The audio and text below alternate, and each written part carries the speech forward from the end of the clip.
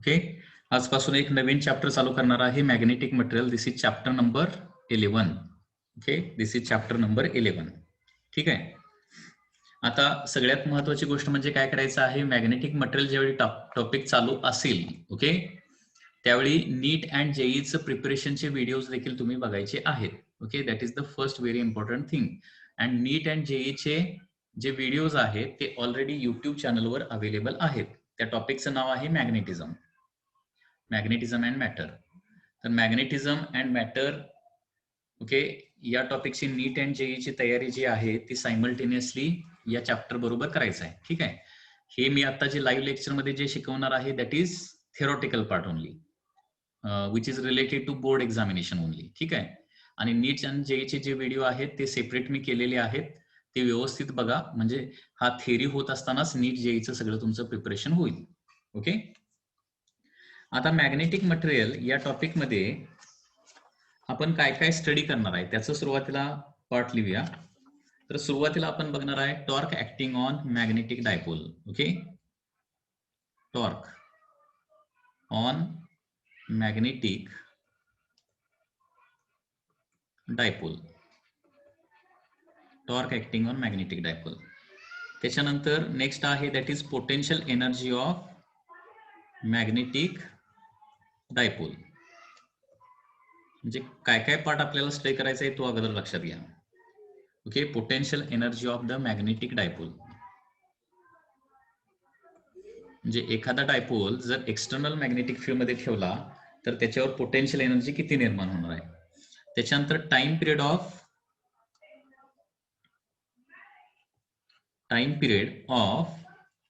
Magnetic dipole. म्हणजे magnetic dipole जो आहे तो किती टाइम पिरियडनं किती फ्रिक्वेन्सीनं ऑसिलेट होणार त्याचं एक डेरिवेशन बघायचं आहे आपल्याला. ठीक आहे. त्याच्यानंतर ओरिजिन ऑफ मॅग्नेटिझम बघायचं आहे. मॅग्नेटिझमचं मूळ काय आहे. ओके, ओरिजिन ऑफ मॅग्नेटिझम म्हणजे मुळात हे मॅग्नेटिझम येतं कुठून, हा पार्ट बघायचा आहे आपल्याला. त्याच्यानंतर काही टर्म्स, इम्पॉर्टंट टर्म्स आहेत ते आपल्याला बघायचे आहेत. Terms related to magnetic fields and materials. Okay, magnetic field आणि मॅग्नेटिक मटेरियल से रिलेटेड काही important terms such as magnetization, magnetic intensity, susceptibility. Okay, यासारख्या काही इम्पॉर्टंट टर्म बघायचे आहेत. आणि त्याच्यानंतर types of magnetic material. Okay, types of magnetic material. Types of magnetic materials. ठीक आहे. टाइप्स ऑफ मॅग्नेटिक मटेरियल एकूण 3 टाइप आहेत. First is diamagnetic materials.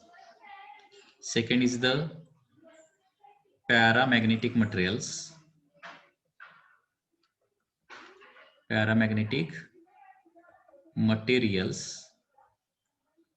And third is the ferromagnetic material.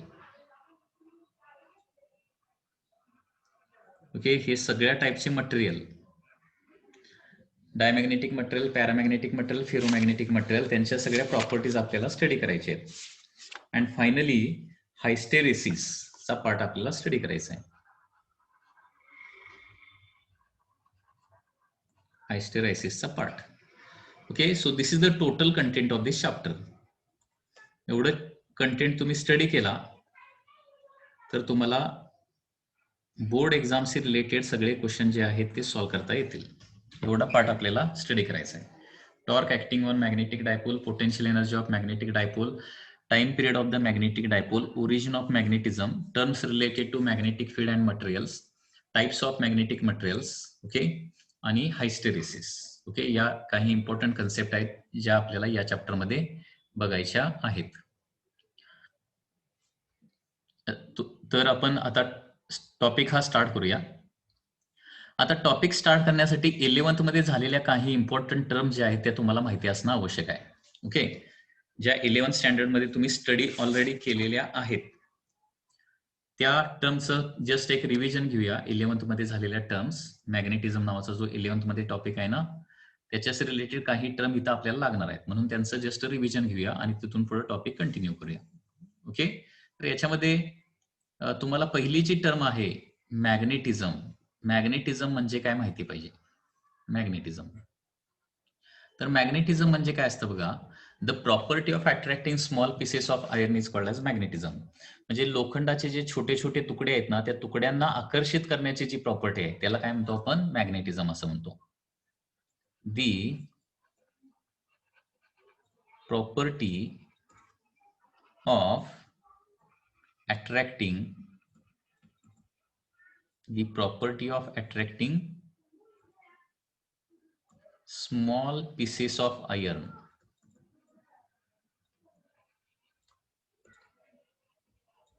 is called as magnetism.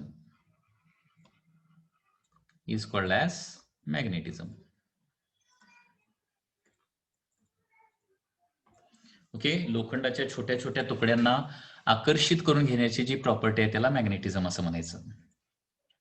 त्याच्यानंतर next important property आहे, that is magnet. म्हणजे काय magnet? तर magnet म्हणजे काय, the substance which can attract small pieces of iron is called as magnet.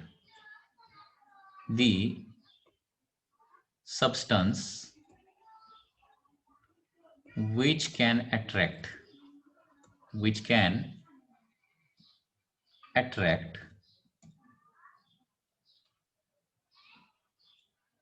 small pieces of iron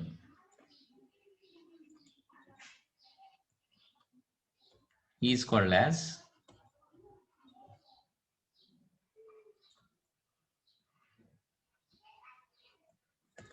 as magnet. Substance which can attract small pieces of iron is called as magnet. Okay, आता magnet मध्ये दोन poles असतात. कुठल्याही मॅग्नेटला दोन poles असतात ना. कुठले poles असतात, एक असतो नॉर्थ पोल आणि दुसरा जो आहे त्याला काय म्हटलं जातं, साऊथ पोल असं म्हटलं जातं. There are two poles to every magnet which can not be separated. मॅग्नेटला दोन पोल असतात, जे पोल कधीही आपण काय करू शकत नाही, सेपरेट करू शकत नाही. म्हणजे मॅग्नेटला कट केला तरी पुन्हा एकदा तुम्हाला ते दोन पोल मिळणारच आहेत. ओके, एक असतो नॉर्थ पोल आणि दुसरा असतो साऊथ पोल. ठीक आहे. त्याच्यानंतर नेक्स्ट टर्म आहे दॅट इज पोल स्ट्रेंथ. म्हणजे काय pole strength?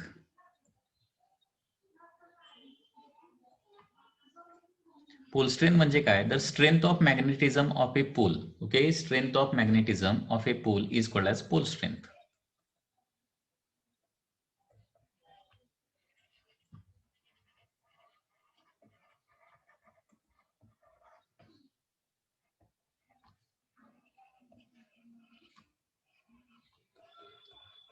Called as pole strength.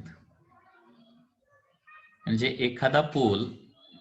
एखाद्या पोलमध्ये किती प्रमाणात आयर्न पीसेसला अट्रॅक्ट करून घेण्याची कॅपॅसिटी आहे त्याला काय म्हणायचं, पोल स्ट्रेंथ असं म्हणायचं. Strength of magnetism of a pole is called as pole strength. Strength of magnetism of a pole असं लिहायला पाहिजे होतं.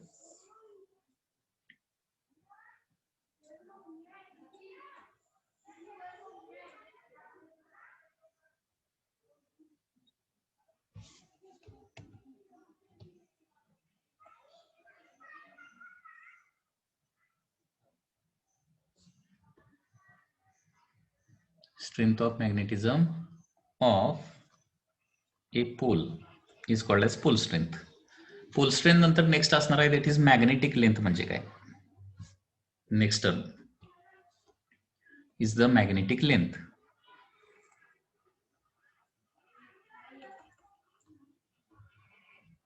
तर मॅग्नेटिक लेंथ म्हणजे काय असतं, तर separation between north pole and south pole of the magnet, त्याला काय म्हणतो आपण, मॅग्नेटिक लेंथ असं म्हणतो. Separation between north pole and south pole of magnet. Okay, त्याला काय म्हणतो आपण? पोल स्ट्रेंथ असं आपण म्हणतो, लक्षात घ्या. That is called as pole strength. आणि याच्यानंतर एक सगळ्यात महत्वाची इम्पॉर्टंट टर्म येते आणि ती टर्म म्हणजे कुठली आहे? Dipole moment. डायपोल मोमेंट म्हणजे काय? अशी एक इम्पॉर्टंट टर्म येणार आहे. त्याला मॅग्नेटिक डायपोल मोमेंट असंही म्हटलं जातं. Magnetic dipole moment. Magnetic dipole moment.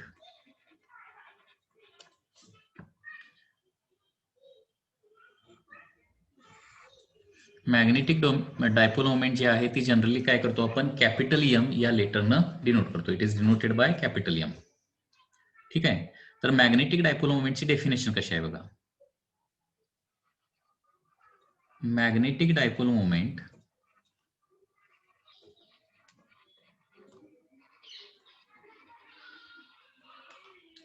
is defined as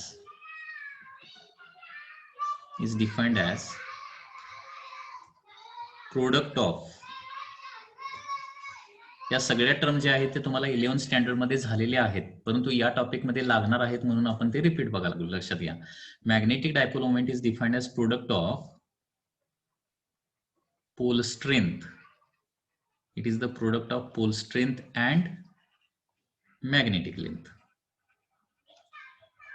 pole strength and magnetic length. ठीक आहे. याला डायपोल मोमेंट असं आपण म्हणतो, लक्षात घ्या. Magnetic dipole moment is defined as product of pole strength and magnetic length. Okay. So therefore definition म्हणजे formula इथं कसं येणार बघा.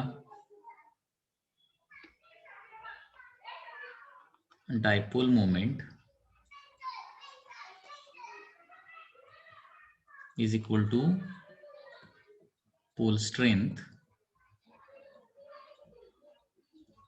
into magnetic length.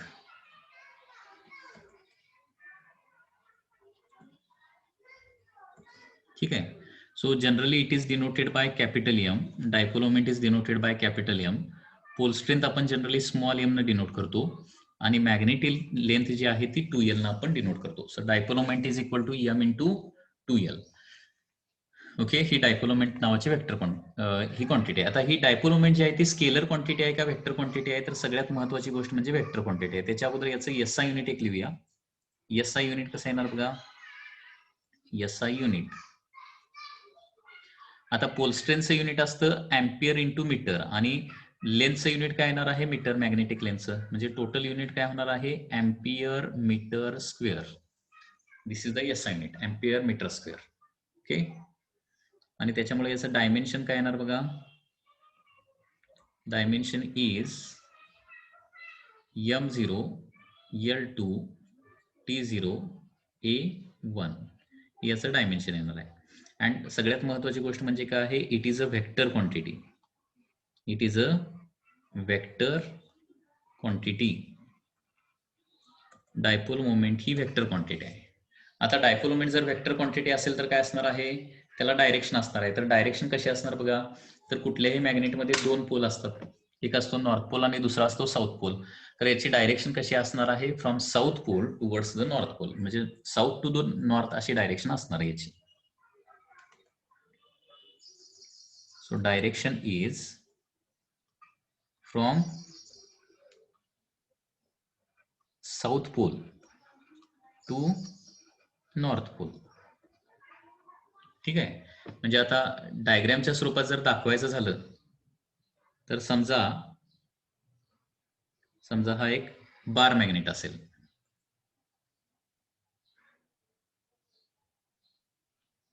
सपोज हा एक बार मॅग्नेट आहे आणि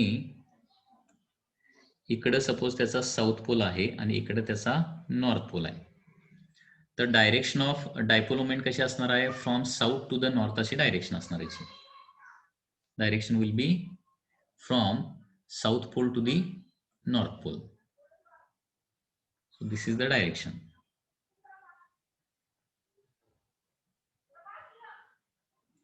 Direction will be from South Pole to the North Pole.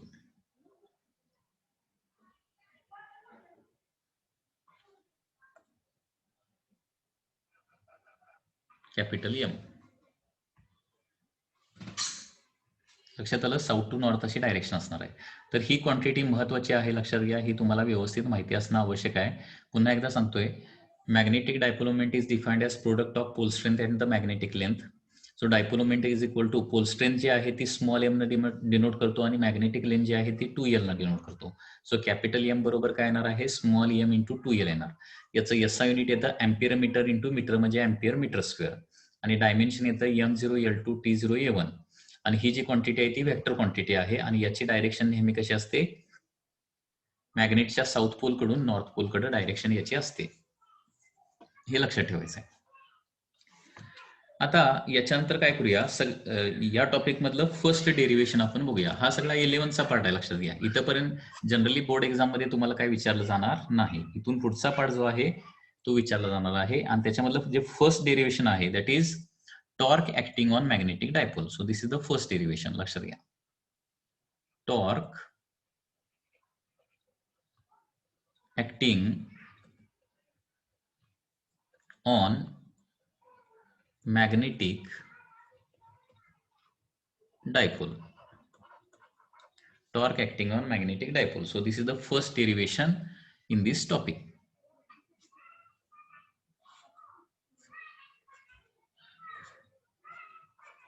Torque acting on magnetic dipole. तर याच्यामध्ये मॅग्नेटिक डायपोल वर टॉर्क कधी ऍक्ट होणार, ज्यावेळी तो आपण काय करणार, एक्सटर्नल मॅग्नेटिक फील्ड मध्ये काय करणार आहे, थोडंसं रोटेट करून ठेवणार त्यावेळी. लक्षात येते बघा, एक्सटर्नल मॅग्नेटिक फील्ड आपण इथं अगोदर काढूया. External magnetic field, external magnetic field या पद्धतीने लेफ्ट टू राईट असणार आहे.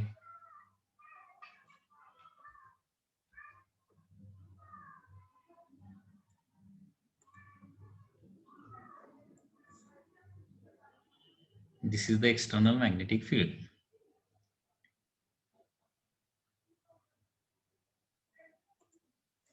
आणि या एक्सटर्नल मॅग्नेटिक फील्ड मध्ये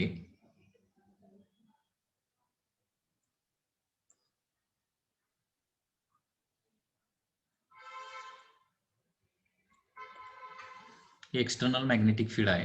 एक्सटर्नल मॅग्नेटिक फील्डची स्ट्रेंथ जी आहे ती B या लेटरनं आपण डिनोट करतोय आणि याच्यामध्ये काय करायचं आहे, एक डायपोल ठेवायचा आहे like this.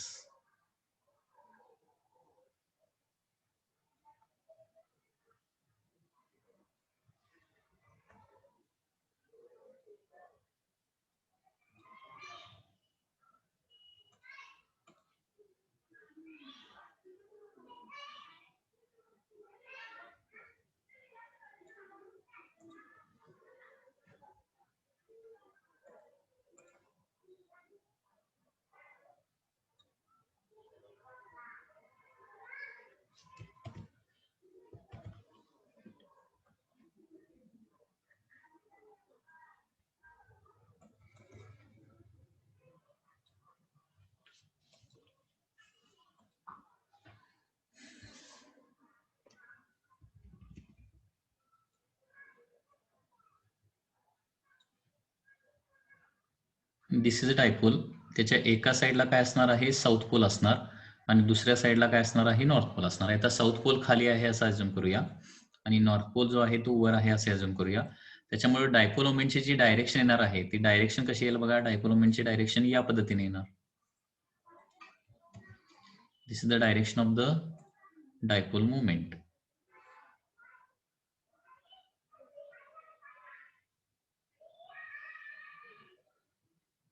from south pole to the north pole. आणि हे डायपोल मोमेंट जे आहे, डायपोल मोमेंट कॅपिटल एम आणि मॅग्नेटिक फील्ड यांच्यामध्ये अँगल किती आहे, theta is the angle between them.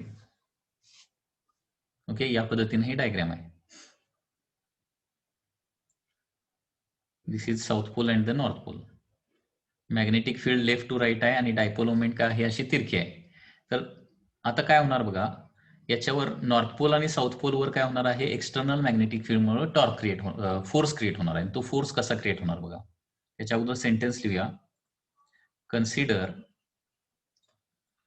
A magnetic dipole. Consider a magnetic dipole placed in a uniform magnetic field as shown. Okay, याच्यामध्ये सगळ्या लागणाऱ्या term लिहूया. लेट स्मॉल एम म्हणजे काय आहे, पोल स्ट्रेंथ आहे. Small M is the pole strength. Okay, 2L म्हणजे काय आहे, मॅग्नेटिक लेंथ आहे. 2L म्हणजे मॅग्नेटिक लेंथ. मॅग्नेटिक लेंथला जनरली आपण एल सिम्बॉल वापरत नाही, तर 2L सिम्बॉल वापरतो. त्याच्यानंतर कॅपिटल एम म्हणजे काय असणार आहे, डायपोल मोमेंट असणार आहे. कॅपिटल एम म्हणजे dipole moment, that is equal to small M into 2L. Small M into 2L. आणि त्याचबरोबर कॅपिटल बी म्हणजे काय आहे, एक्सटर्नल मॅग्नेटिक फील्ड आहे. Capital M is the external magnetic field.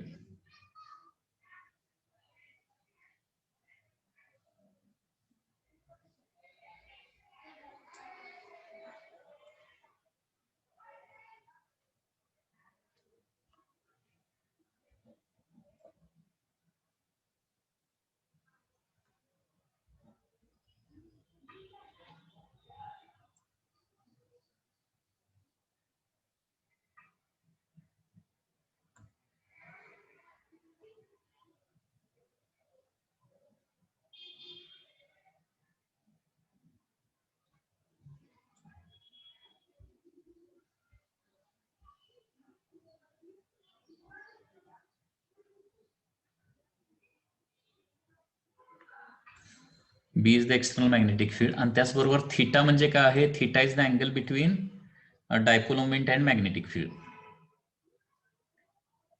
Theta is equal to angle between M bar and B bar. Magnetic field आणि dipole moment यांच्यामध्ये angle theta आहे. आता सुरुवातीला काय करूया, नॉर्थ पोल वरचा फोर्स काढूया. डेरिवेशन किती इझी आहे बघा. Force acting on magnetic north pole किंवा जस्ट नॉर्थ पोल.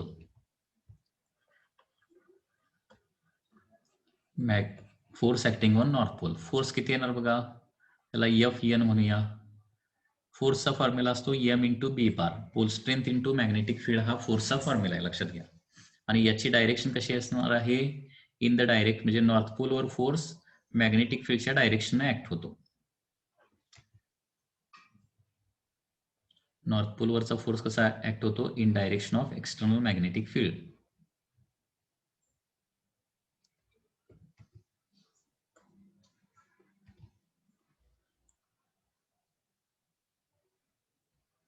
झाला force on the north pole. Similarly force acting on south pole देखील असणार आहे. Force acting on south pole. Force acting on south pole. South pole वरचा force किती येणार बघा, त्याला FS म्हणूया. एम इंटू बी बार येणार. फोर्सची डायरेक्शन लिहायला पाहिजे, in direction of magnetic field. In direction of B bar म्हणजे नॉर्थ पोलवर बी बारच्या डायरेक्शनच फोर्स क्रिएट होतो, आणि साऊथ पोलवर in opposite to B bar. Opposite to external magnetic field, that is B bar. ठीक आहे, force on the south pole.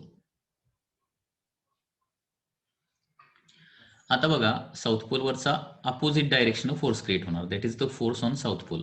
आता north pole वरचा force आणि साऊथ पोल वरचा फोर्स हे दोन्ही इक्वल इन मॅग्निट्यूड आहेत, एमबीच आहेत, लक्षात घ्या. फक्त काय आहे, ते अपोजिट डायरेक्शन आहेत. ओके, ते कसे आहेत, अपोजिट डायरेक्शन आहेत. दोन्ही एमबी एमबी आहेत, परंतु दोन्ही जे आहेत ते अपोजिट डायरेक्शन आहेत. ठीक आहे.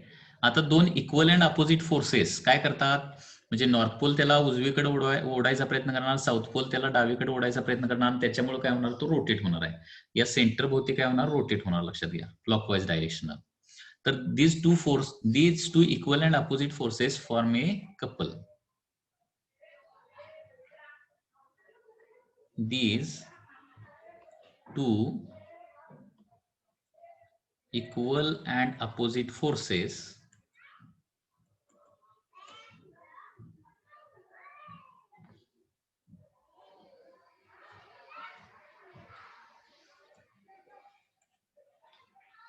Form a couple. हे दोन इक्वल आणि अपोजिट फोर्सेस जे आहेत ते काय करतात, कपल फॉर्म करतात. ठीक आहे.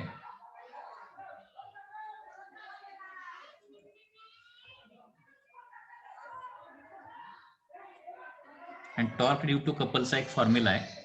ओके, टॉर्क ड्यू टू कपलचा एक फॉर्म्युला आहे. Torque due to couple is denoted by tau. Tau is equal to काय येणार आहे, वन ऑफ दी फोर्स, म्हणजे या दोन फोर्स मधला कुठलाही एक force into perpendicular distance.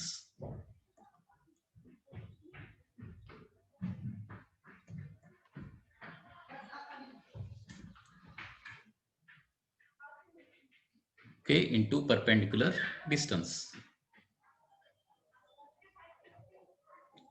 Okay, तर याच्यातला कुठला एक फोर्स म्हणजे किती घेणार, एमबी, आणि परपेंडिक्युलर डिस्टन्स म्हणजे काय घेणार, यस. आता यस म्हणजे परपेंडिक्युलर डिस्टन्स कुठला येणार बघा, हे डिस्टन्स परपेंडिक्युलर डिस्टन्स येणार आहे, दॅट इज यस. ठीक आहे, आणि ही लेंथ किती आहे, 2L. डायग्राम जर बघितले तर हा राईट अँगल ट्रायंगल येतोय आणि हा अँगल थिटा येतो. त्याच्यामुळे साइन थिटाचा जर फॉर्म्युला वापरला, साइन थिटा, ओके, किंवा डायरेक्टली इथं लिहितो मी, but S is equal to 2L sin theta येणार. S is equal to 2L sin theta, because diagram मध्ये बघा sin theta is equal to काय येतं, sin theta is equal to opposite side, that is S divided by काय येणार आहे, hypotenuse, that is 2L. Okay, so S is equal to 2L sin theta येणार आहे. So torque is equal to काय येणार आहे, torque is equal to small m into P into 2L sin theta येणार. लक्षात येते का बघा.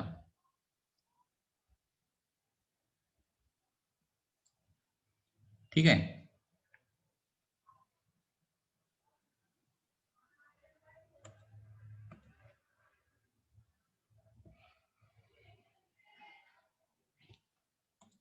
आता m इंटू 2L म्हणजे काय आहे, डायपोल मोमेंट आहे.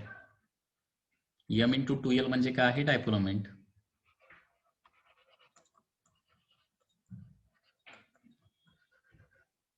That is capital M. So therefore torque is equal to काय येणार आहे, m इंटू 2L च्या ठिकाणी कॅपिटल M ठेवलं इंटू B इंटू काय येणार आहे, साइन थिटा येणार. सो टॉर्कचा फॉर्म्युला येणार आहे MB साइन थिटा. लक्षात आलं. So this is your final formula, MB sine theta. म्हणजे पुन्हा एकदा बघा, हे डेरिव्हेशन कसं केलं लक्षात येते का बघा. एक मॅग्नेटिक डायपोल जो आहे तो युनिफॉर्म मॅग्नेटिक फील्ड मध्ये प्लेस केला आहे ऍज शोन इन फिगर. प्रत्येक पोलची स्ट्रेंथ किती आहे, स्मॉल m आहे. Small m is the pole strength. त्याच्यानंतर 2L का आहे, मॅग्नेटिक लेंथ आहे. बरोबर, कॅपिटल M डायपोल मोमेंट आहे, म्हणजे m इंटू 2L म्हणजे डायपोल येणार, स्मॉल m इंटू 2L. आणि एक्सटर्नल मॅग्नेटिक फील्ड किती आहे, B इतका एक्सटर्नल मॅग्नेटिक फील्ड आहे. तर सुरुवातीला फोर्स ऑन नॉर्थ पोल काढलेला आहे. फोर्स ऑन नॉर्थ पोल किती येणार आहे, MB येणार, m इंटू B. ओके, कारण हा मॅग्नेटिक फील्ड म्हणजे force per unit pole strength असतं, त्याच्यावरून हा फॉर्म्युला आलेला आहे. हा तुम्हाला लक्षात ठेवावा लागेल. नॉर्थ पोल वरचा फोर्स असणार आहे M इंटू बी, म्हणजे स्मॉल m इंटू बी. साऊथ पोल वरचा फोर्स असणार आहे M इंटू बी.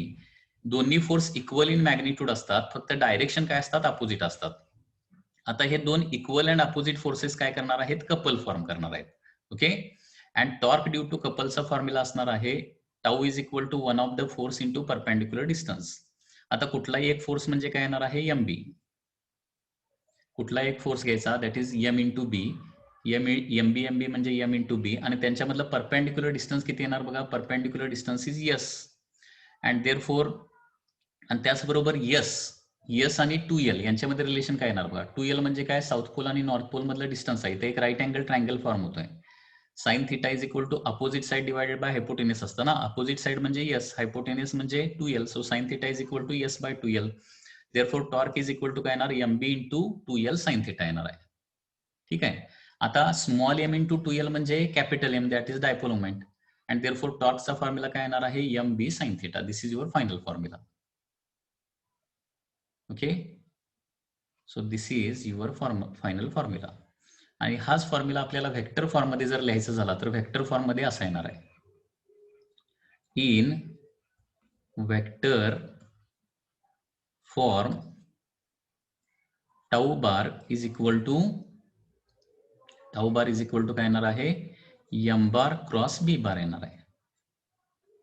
ओके, अशा प्रकारे हा वेक्टर फॉर्म मध्ये देखील लिहिता येतो. Tau bar is equal to M bar cross B bar. म्हणजे टॉर्कची डायरेक्शन जे आहे ते डायपोल मोमेंट आणि मॅग्नेटिक फील्ड या दोघांना परपेंडिक्युलर असणार आहे. आणि वेक्टर टॉपिक मध्ये तुम्ही हे स्टडी केलेलं असेल, M bar cross B bar म्हणजे काय असतं, एम बी साइन थिटा असतं. तर हा जो पार्ट आहे तो पुन्हा एकदा लेक्चर एंड होईपर्यंत थोडासा बघून घ्या. ठीक आहे.